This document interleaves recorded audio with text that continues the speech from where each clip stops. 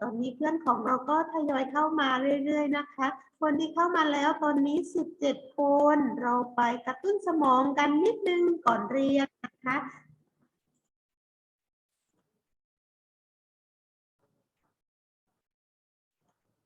เราจะนับหนึ่งก่อนนะคะนับหนึ่งให้ทำแบบนี้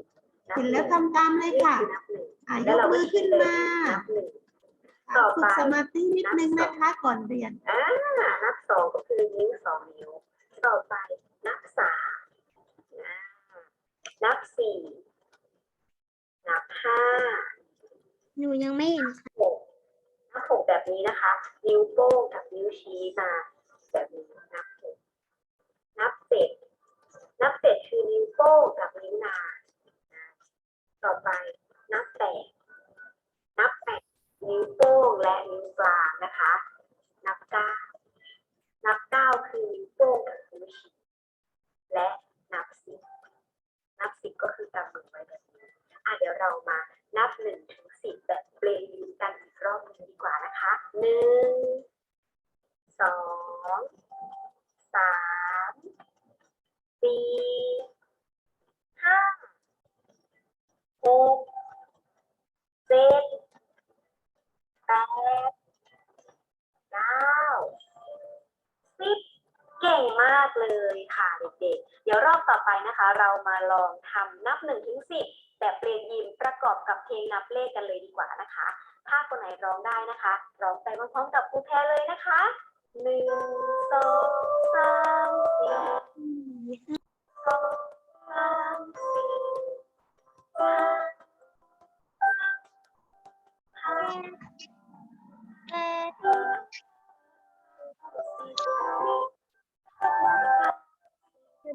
12 13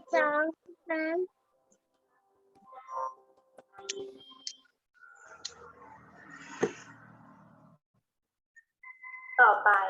นับ2 6 7คือนิ้วโป้งและนับ10ก็คือกำมือไว้แบบนี้เรามานับ1 ถึง 10แบบเปลงกันอีกรอบนึงดีกว่านะคะ1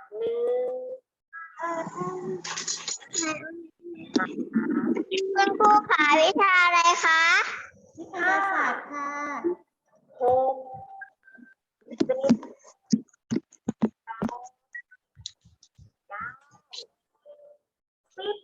เก่งมากเลยค่ะเด็กๆเดี๋ยวรอบต่อไปนะคะเรามาลองทำนับ1 ถึง 10แบบเปลี่ยนยิมประกอบกับเพลงนับเลขกันเลยดีกว่านะคะถ้าคนไหนร้องได้นะคะร้องไปพร้อมๆกับครูแพรเลยนะคะ1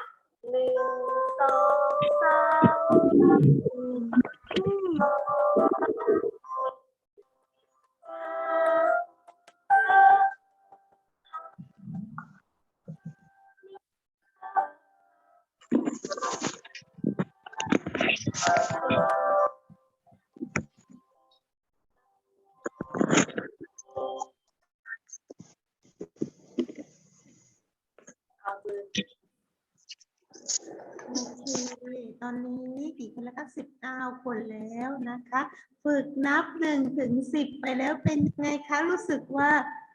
ตื่นแล้วยังคะ ตื่นแล้วค่ะ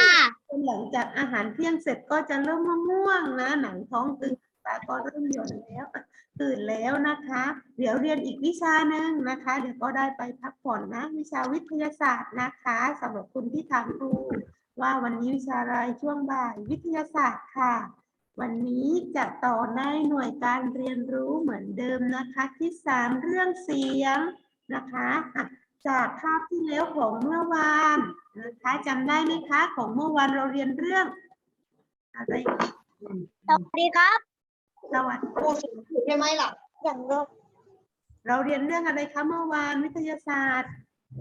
เสียงนก เป็นทั่ว เสียงเกิดจากค่ะ เสียงเกิดจาก เกิดจากอะไรคะเสียง จากการสั่นสะเทือนค่ะการสั่นสะเทือน การสั่นสะเทือนของวัตถุนะคะ ทีนี้วัตถุที่เกิดการสั่นสะเทือนเราเรียกว่าเป็นอะไรคะแหล่ง แหล่งกำหนดเสียงค่ะ กำเนิดเสียงวัตถุที่ทำให้เสียงเกิดขึ้นเราเรียกว่าแหล่งกำเนิดเสียง วันนี้นะคะคุณครูจะมาต่อด้วยเรื่องของเสียงเหมือนเดิมนะคะ แต่จะต่อเรื่องอะไรนั้นเดี๋ยวเราไปดูกันค่ะ พร้อมไหมคะ พร้อมแล้วค่ะ ใจคุณครูหน่อ พร้อมแล้วค่ะ ยเลยค่ะ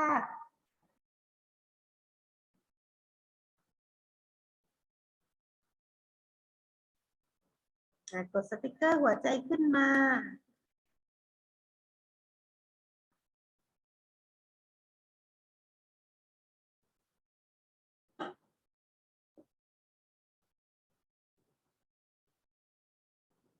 โอเค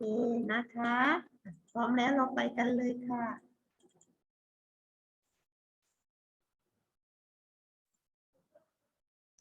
ทุกคนเห็น PowerPoint ไหมคะ เห็นค่ะเห็นครับ โอเคนะคะ เห็นค่ะ เสียงทีนี้ เห็นครับ เงียบเสียงแล้วก็ฟังก่อนนะคะ ยังไม่ต้องถามว่าหน้าไหนนะคะ ไม่มีหน้าก่อนนะ ดูที่หน้าจอก่อนนะคะ ขั้นตอนที่หนึ่งนะคะเสียงรอบตัวเรานะคะ ต่อจากเมื่อวานนะ หน้าที่เท่าไหร่คะคุณครู วลินไม่ฟังคุณครูอีกแล้ว เมื่อกี้คุณครูบอกว่า ยังไม่เปิดในหนังสือแต่ให้ดูที่หน้าอะไรคะน้องโบ๊ท จอ หน้าจอค่ะดูที่หน้าจอนะคะเรื่องเสียงรอบตัวเราเสียงเกิดจากการสั่นสะเทือนของวัตถุ และวัตถุที่สามารถทำให้เกิดเสียงได้เราเรียกว่าแหล่งกำเนิดเสียงทบทวนความรู้เดิมอีกสักนิดนึงนะคะ วันนี้จะไปต่อในเรื่องนี้ค่ะ ทุกคนดูที่หน้าจอก่อนนะคะ เรื่องของแหล่งกำเนิดเสียงแบ่งได้เป็น2ประเภทนะคะ2ประเภทอะไรบ้าง มาดูประเภทที่1แหล่งกำเนิดเสียงตามธรรมชาติ ได้แก่เสียงคนพูดเสียงสัตว์เสียงน้ำตกฝนตกฟ้าร้องนะคะเสียงที่เกิดขึ้นเองตามธรรมชาติได้แก่เสียงเหล่านี้นะคะตัวอย่างเสียงคนคุยกันเสียงน้ำตกเสียงฝนตกนะคะตอนนี้นะคะบางคนนะคะก็ได้ยินเสียงฝนตกอยู่นะบางสถานที่ฝนก็กำลังตกอยู่นะคะประเภทที่2เสียงที่มนุษย์สร้างขึ้นได้แก่เสียงอะไรบ้างที่มนุษย์สร้างขึ้นนะคะบ้านค่ะ เสียงยานพาหนะนะคะมันก็เป็นเสียงรถไฟรถยนต์รถต่างๆนะคะเสียงยานพาหนะคือเสียงที่มนุษย์สร้างขึ้น เครื่องซักผ้าครับ เครื่องซักผ้าหรือเสียงจากสิ่งของหรืออุปกรณ์เช่นเสียงเครื่องดนตรีนะคะเสียงของกีตาร์เสียงกลองเสียงกระดิ่ง เวฟค่ะ เสียงพวกนี้คือเสียงที่มนุษย์เป็นคนสร้างขึ้นนะคะ ทั้งต้มน้ำครับ ครับต่อนะครับ ต่อไปค่ะ เมื่อเราทราบแล้วว่าเสียงแบ่งเป็น2ประเภทได้แก่เสียงที่เกิดจากธรรมชาติ อะไรไม่เลื่อนครับ ที่มนุษย์สร้างขึ้นเรามาดูการเคลื่อนที่ของเสียงเสียงมีการเคลื่อนที่เสียงเดินไปไหมคะเวลาเคลื่อนที่ไม่นะคะ ไม่ค่ะ ที่ ค่ะ โดยการได้ยินนะคะเสียงการเคลื่อนที่ของเสียงเคลื่อนที่อย่างไรเสียงเคลื่อนที่ออกจากแหล่งกำเนิดเสียงไปทุกทิศทางนะคะเดี๋ยวเราจะมาทำการทดลองกันนะคะทดลองผ่านห้องเรียนออนไลน์เป็นอย่างไรนะคะจัดตั้งสมมุติฐานจากภาพต่อไปนี้นะคะสมมุติว่าเราอยู่ในห้องเรียนปกติและคุณครูก็เปิดเพลงให้นักเรียนฟังนะคะตอนนี้ก็สู่การทดลองแล้วนะคุณครูเปิดเพลงให้นักเรียนฟังอยู่ในห้องน้องมาอย่านั่งอยู่หน้าห้องน้องฟิล์มอยู่หลังห้องเตชินีอยู่ข้างหน้าต่างหรืออะไรก็แล้วแต่ทุกคนอยู่ในห้องทั้งหมดคิดว่าทุกคนจะได้ยินเสียงไหมคะ ได้ยินค่ะได้ยินครับ เสียงเคลื่อนที่ทุกทิศทาง นะคะจากแบ่งกำเนิดเสียงมาดูค่ะ ทีนี้เปิดหนังสือของตัวเองได้แล้วถามว่าหน้าไหน หน้าที่129ค่ะ129จากภาพเมื่อกี้ที่คุณครูเปิดเพลงในห้องเรียน และเราจะยืนอยู่ในตำแหน่งต่างๆคิดว่าเราจะได้ยินเสียงหรือไม่ได้ยินการคาดคะเนในช่องนี้ค่ะดูที่ลูกศรตำแหน่งที่เรายืนหลังห้องหน้าห้องข้างหน้าต่างข้างประตูนะคะทั้งหมดนี้5ตำแหน่งการคาดคะเน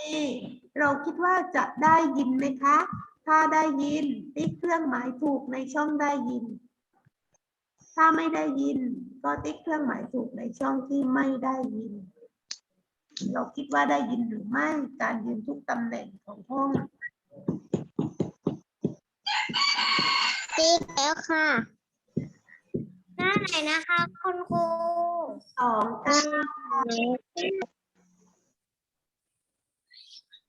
คุณครูติ๊กว่าได้ยินทุกตำแหน่งเมื่อกี้บอกไปแล้วว่าเสียงเคลื่อนที่ไป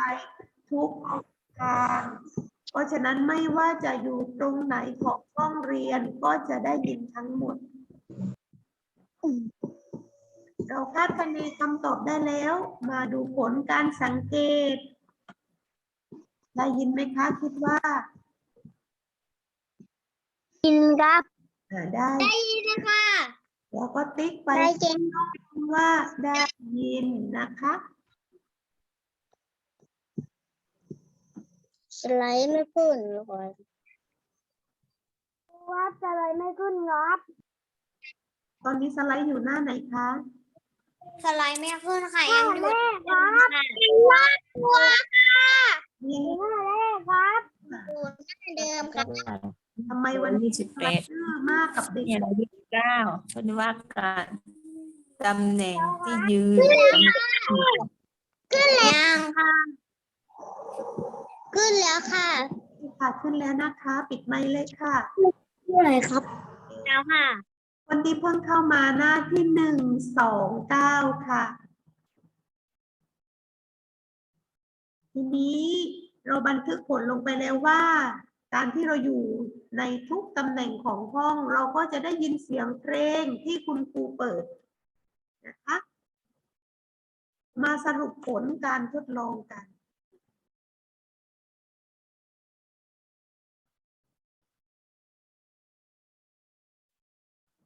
ขึ้นหน้าสรุปผลการทดลองไหมคะ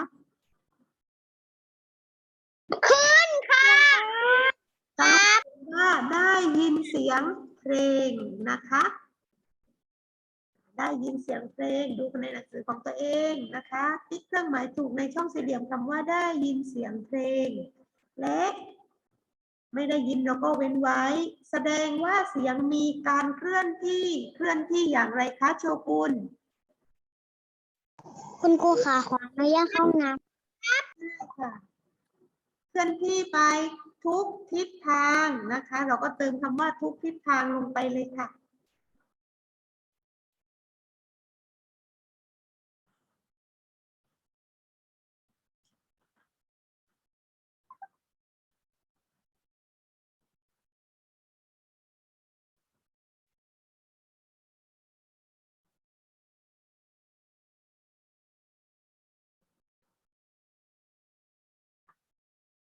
เสร็จแล้วหนูเปิดไปหน้าที่130ค่ะ ำยังไม่เสร็จค่ะ คุณที่เสร็จแล้วเปิดไปรอไว้แล้วก็ดูภาพในหน้า130ดูภาพน้ำนะคะ ดูภาพน้ำนะคะเห็นไหมคะเมื่อดูภาพน้ำแล้วสังเกตว่าเด็กผู้หญิงคนนั้นกำลังทำอะไรคะโยนอะไรลงไปในน้ำก้อนหินครับโยนก้อนหินครับ เด็กคนนี้กำลังโยนก้อนหินลงไปในแม่น้ำนะคะ โยนก้อนหินลงไปในน้ำให้นักเรียนสังเกตที่น้ำนะคะในภาพ น้ำจะเป็นอย่างไรคะมีการกระจายไหมคะ ใช่ มีค่ะ มีครับใช่จากวงกลมเล็ก ใช่ค่ะ วงกลมเล็กๆแล้วกว้างขึ้นใช่ไหมคะ ใช่ค่ะ ภาพนี้แสดงถึงการเคลื่อนที่ของเสียงเมื่อเราโยนก้อนหินลงไปในน้ำเห็นไหมคะมันจะกระจายฟังขึ้น นั่นคือเสียงสามารถเคลื่อนที่ได้ทุกทิศทางไม่ว่าเราจะอยู่มุมไหน เราก็จะได้ยินเสียงเหมือนกันค่ะ เรายืนตำแหน่งไหนเราก็จะได้ยินเสียงเหมือนกันนะคะ นี่คือการทดลองโดยการโยนหินลงไปในน้ำนะคะ นักเรียนสามารถไปทดลองต่อได้ที่บ้านด้วยการเอาหินหรือว่าวัตถุโยนลงไปในน้ำและสังเกตการกระจายของน้ำนะคะ หลังจากเรียนวิทยาศาสตร์เสร็จแล้วอาจจะไปทดลองต่อที่บ้านได้นะคะเสร็จไหมคะในหน้าของการสรุปผล แล้วค่ะเจ็ดค่ะแล้วค่ะ ต่อไปมา เจ็ดค่ะ แบบฝึกค่ะ ไปดูหน้าในแบบฝึกขึ้นหน้าโดเรมอนไหมคะของน้อง เห็นค่ะเห็นค่ะ ที่โดเรมอนมา เห็นครับ ฝึกหน้านี้นะคะครูบอกว่าให้ทำเครื่องหมายถูกในวงกลมของภาพที่สามารถเป็นแหล่งกำเนิดเสียงได้ มีทั้งหมด4ภาพ นักเรียนคิดว่าภาพไหนสามารถเกิดเสียงได้บ้าง ภาพที่รินน้ำลงไปในแก้ว ที่มีน้ำแข็งอยู่ด้วย จะมีเสียงไหมคะ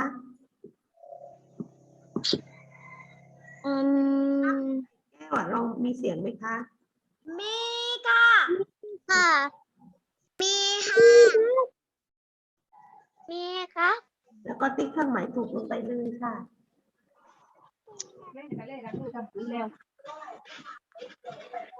ประมาณนั้นถ้าเปิดต่อโก ต่อไปนะคะเครื่องดนตรีนั่นก็คืออะไรคะกลอง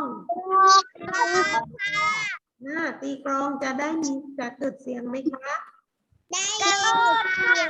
ยินครับ ได้ยินค่ะ ของกลองจะสั่นสะเทือนเราก็ติ๊กลงไปเลยค่ะ เครื่องหมายถูกไปข้อที่3ดวงอาทิตย์กำลัง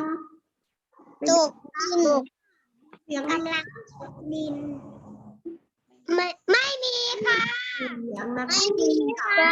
เสียงเก่งมากค่ะสัน ไม่มีเสียงครับ ภาพสุดท้ายเฮลิคอปเตอร์กำลังบินอยู่บนฟ้า มีเสียงค่ะไม่มีค่ะไม่มีค่ะ เสียงแล้วส่วนมากเด็กๆจะวิ่งออกไปดูนะคะเมื่อข้อที่1เสร็จแล้วมาดูภาพในข้อที่2ภาพอะไรคะ ที่สองนั่นอะไร หมาจิ้งจอกหมาจิ้งจอกค่ะจิ้งจอกออกค่ะ ทำอะไรมาโห เขียนลงไปว่าอะไรสุนัขเขียนยังไงสไลด์ของเราไม่ขึ้นอีกแล้วสุนัขเป็น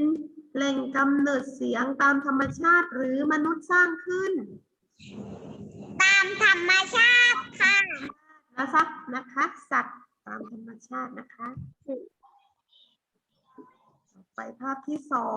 2เขากำลังนั่งดูอะไรกันคะ โลทัศน์ค่ะ ดูขึ้นให้แล้วนะคะคำว่าโทรทัศน์ตามธรรมชาติหรือมนุษย์สร้างขึ้น มนุษย์สร้างขึ้นค่ะสร้างขึ้นนะครับเกิดธรรมชาติค่ะทูสอ ข้อที่3ก็จะเป็นอะไรคะ โทรศัพท์ตามธรรมชาติหรือมนุษย์สร้างขึ้น มนุษย์สร้างขึ้นค่ะ ขึ้นนะคะโทรทัศน์โทรศัพท์อุปกรณ์ต่างๆมนุษย์เป็นคนสร้างขึ้น โทรทัศน์โท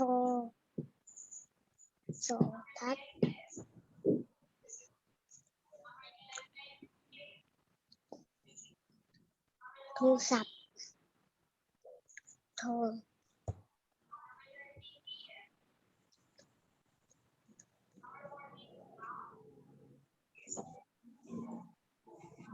แล้วครับ ครู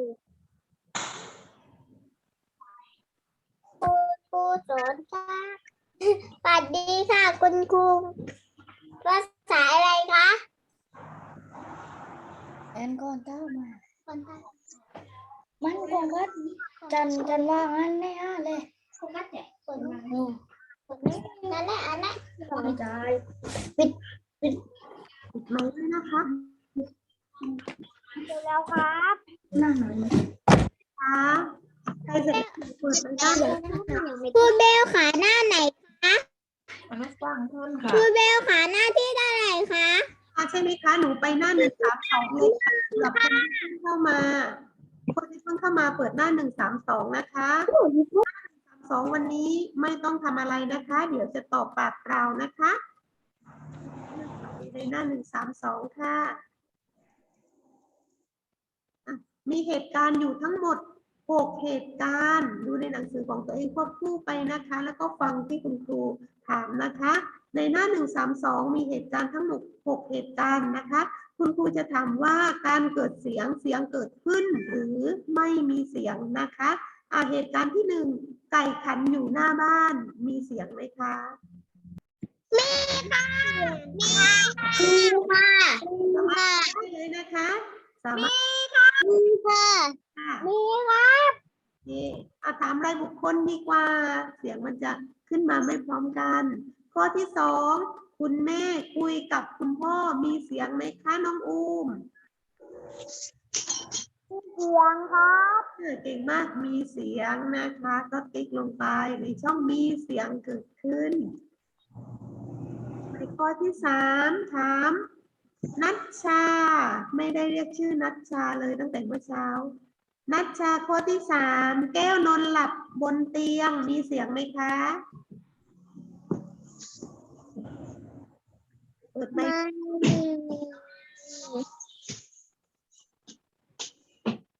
ไม่มีค่ะเมื่อกี้เสียงลังค่ะ ถ้านอนหลับนอนอยู่นิ่งๆไม่เกิดการสั่นก็ไม่มีเสียงค่ะ ต่อไปข้อที่4ค่ะถามน้องเฟรดนอนสอนอยู่หน้าห้องมีเสียงไหมคะ ไม่มีเสียง คุณลนิดจะตอบมีเสียงไหมคะครูนนท์สอนอยู่หน้าห้อง มีเสียงค่ะ ค่ะครูนนท์สอนอยู่หน้าห้องมีเสียงนะคะพูดคุยกับเด็กๆนะคะกระติ๊กลงไป ต่อไปข้อที่5ถามเกวลิน จากครู เกลค่ะ ป้าสีดูข่าวจากโทรทัศน์มีเสียงไหมคะ มีค่ะ ข้อที่6มอร์แกนถามมอร์แกนบ้างไม่ค่อยได้เรียกชื่อมอร์แกนครับข้อที่6วารีนั่งสมาธิอยู่ในห้องพระมีเสียงไหมลูก ไม่มี ไม่มีครับวารีนั่งสมาธิไม่มีเสียงนะคะเรียบร้อยไหมคะในข้อที่3 แล้วก็ เสร็จแล้วต่อไปข้อที่4หนูไม่ต้องเขียนนะคะหนูแค่ตอบคำถามครูข้อที่4ไม่ต้องเขียนนะคะยาวแล้วเราจะเขียนคือหลังนั้นคือเปิดบ้าน ภาพในข้อที่4ค่ะภาพแรกเสียงอะไรคะดังขึ้น แล้วก็เปิดบ้านมันโทรศัพท์ค่ะถ้า1 3 2ใช่ไหมคะ คำสองเหมือนกันค่ะข้อที่4 3 2 คนเสียงโทรศัพท์ดังเกิดเสียงไหมคะ เปิดเสียงค่ะ แค่ตอบคุณครูไม่ต้องไปทำอะไรนะคะ เปิดเสียงค่ะ เสียง เปิดเสียงค่ะ นักเรียนคิดว่าเพราะอะไรถึงเกิดเสียงคะทราบไหมเอ่ย โทรศัพท์สั่นค่ะ เพราะ เพื่อนค่ะ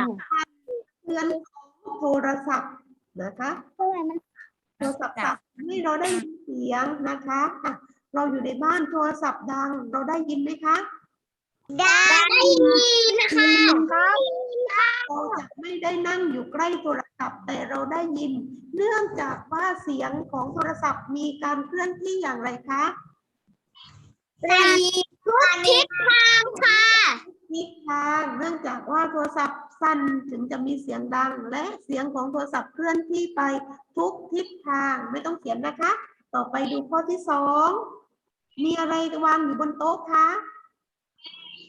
ตุ๊กตาค่ะตุ๊กตา ของตัววางอยู่บนโต๊ะมีเสียงไหมคะ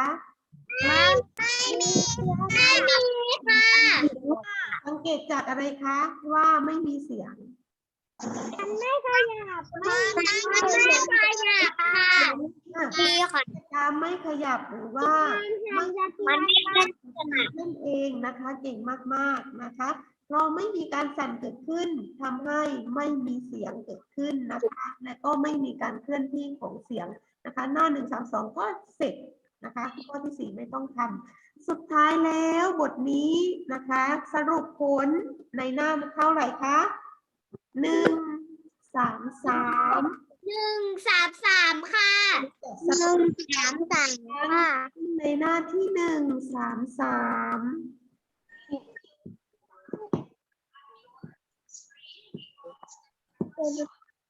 สไลด์ขึ้นค่ะ ขึ้นหรือยังคะ ให้ขึ้นดีครับให้ขึ้นดีค่ะขึ้นดีครับ สงสัยจะตกใจเสียงเด็กๆเนาะสไลด์ไม่ขึ้นดูสิจะขึ้นไหมขึ้นไหมคะ ยังไม่ขึ้นไม่ขึ้นค่ะไม่ขึ้นค่ะ จะเงียบเลยนะคะ ดูว่าสไลด์ตัวนี้มันจะขึ้นหรือเปล่า มีกลองมี ขึ้นค่ะคุณครูครับขึ้นค่ะ เสียงเลยถ้าเราเสียงดังสไลด์ตกใจไม่มาไม่ยอมมานะคะอ่ะมาสรุปพร้อมกันค่ะ เรื่องของ ไปลง ดูค่ะเกิดจากอะไรคะเสียงเกิดจากตอบดูได้บ้างเลยอยากเห็นนะ การสั่นสะเทือนวัตถุดิบ วัตถุดิบด้วยเหรอคะการสั่น สะเทือนของวัตถุค่ะ เกิดจากการสั่นสะเทือนของวัตถุเสียงเคลื่อนที่ออกจากแหล่งกำเนิดเสียงเป็นยังไงครับไปทางไหนคะ ทางครับ ไปทุกทิศทางนะคะแหล่งกำเนิดเสียงมีกี่ประเภทคะ 2ครับประเภท ได้แก่แหล่งกำเนิดเสียงที่ สั่นการสั่น ขึ้นตาม เสียงธรรมชาติครับกับเสียงมนุษย์สร้างขึ้นครับ เติมลงไปเลย ใครเติมเสร็จแล้วกดสติกเกอร์ให้คุณครูนะคะ คุณครูจะได้รู้ว่าเสร็จแล้วนะให้เวลาทำค่ะ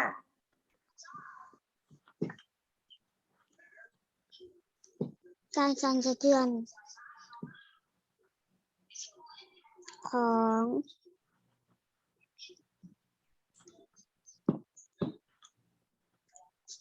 สั่น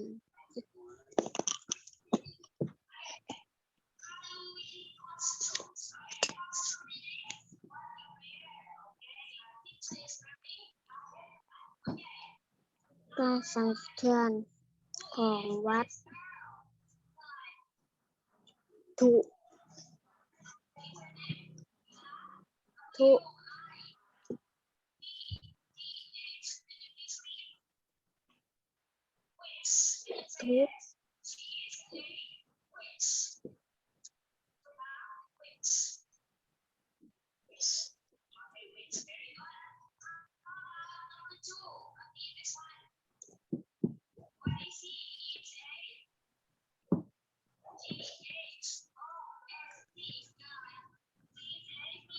การขาหน้าที่132ใช่ไหมคะ ค่ะ133ค่ะ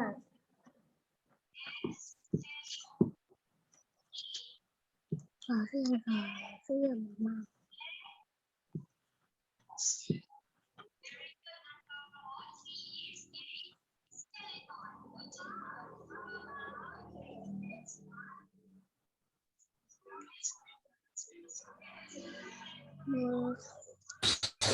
ครูขาหน้าที่132ใช่ไหมคะ 133ค่ะ มอง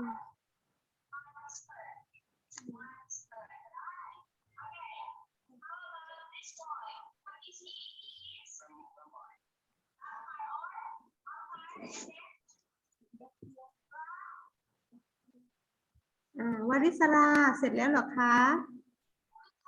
เสร็จแล้วค่ะ เก่งมากค่ะ มีใครอีกบ้าง วริศราเสร็จไปแล้ว1 คน เสร็จแล้วครับ 2แล้วนะคะ อันก็เสร็จแล้ว เสร็จแล้วครับ คนครับน้องโบ๊ท เสร็จแล้วค่ะ 4แล้วค่ะ เสร็จแล้วครับ 5ใครจะเป็นคนที่6 เสร็จแล้วค่ะ หัวใจให้คุณครูเลยใครเสร็จแล้วทำเหมือนโชกุนเลยกดหัวใจขึ้นมา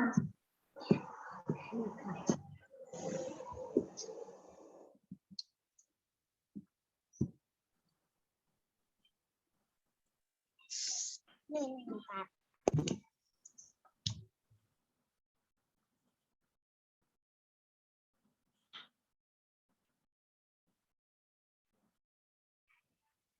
บอกเลยเสร็จแล้วค่ะ โอเคค่ะ เดี๋ยวเราจะกลับไปหน้าแรกก่อนนะคะ เดี๋ยวคนที่ยังไม่เสร็จไม่ต้องตกใจนะคะ เดี๋ยวจะกลับมาให้ เดี๋ยวขอกลับไปแรกก่อนนะคะ โอเคค่ะ คนที่ไม่เสร็จไม่เป็นไรนะคะ เดี๋ยวขอสรุปพร้อมกันอีกครั้งหนึ่งนะคะสรุปพร้อมกันอีกครั้งหนึ่งเสียงเกิดจากอะไรคะ การสั่นสะเทือนของการสั่นสะเทือนค่ะ เสียงเคลื่อนที่ออกจากแหล่งกำเนิดเสียงไป ทุกทิศทางทุกทิศทางค่ะ แหล่ง ทุกทิศทาง ประเทศคะ เทศ ประเทศ สร้างขึ้น 1คืออะไรคะ 2ขึ้นธรรมชาติขึ้นค่ะตามธรรมชาติครับ สำหรับวันนี้เราก็จบในเรื่องของเสียงรอบตัวเรานะคะง่ายๆนะคะ ใครมีข้อสงสัยบ้างคะ ไม่มีค่ะ ค่ะเข้าใจแล้วขอ ไม่มีครับ ยกมือสูงๆเลยใครเข้าใจวันนี้แล้วค่ะเก่งมากค่ะ